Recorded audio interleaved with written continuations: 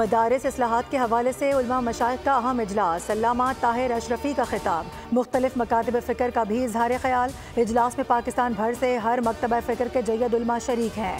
वफाकी वज़ीर दाखिला मोहसिन नकवी की जामिया अशरफिया आमद, वफाकुल मदारिस के सरपरस्त आला मौलाना फजल रहीम अशरफी और दीगर अकाबरीन से मुलाकात में दीनी मदारिस बिल के हवाले से तफसीली तबादला ख्याल किया गया।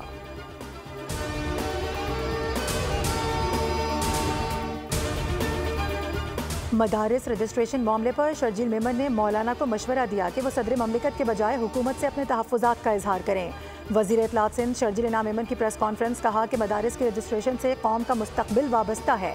शर्जील मेमन की बानी पर भी तनकीद, कहा कि बानी PTI हर वो काम करते हैं जिससे पाकिस्तान को नुकसान पहुँचे, उन्हें इसके लिए कहीं और से हिदायत मिलती हैं, वो किसी और की ख्वाहिश की तकमील करते हैं।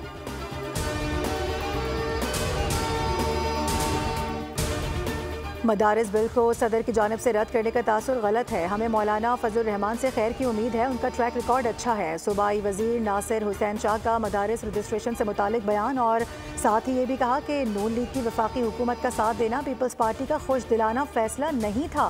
पीपल्स पार्टी ने पहले PTI को गैर मशरूत ऑफर की थी, लेकिन वो सियासी लोग नहीं हैं। अगर हम नून लीग को सपोर्ट न करते तो फिर नए इंतखाबात होते, और नए इंतखाबात कब होते कोई गारंटी नहीं।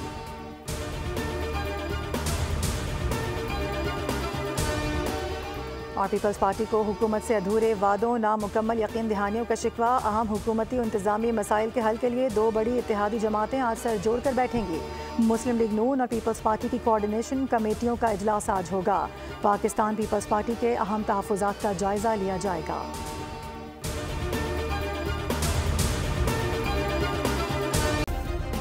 सब्सक्राइब करें और बेल दबाएं ताकि कोई खबर रह न जाए।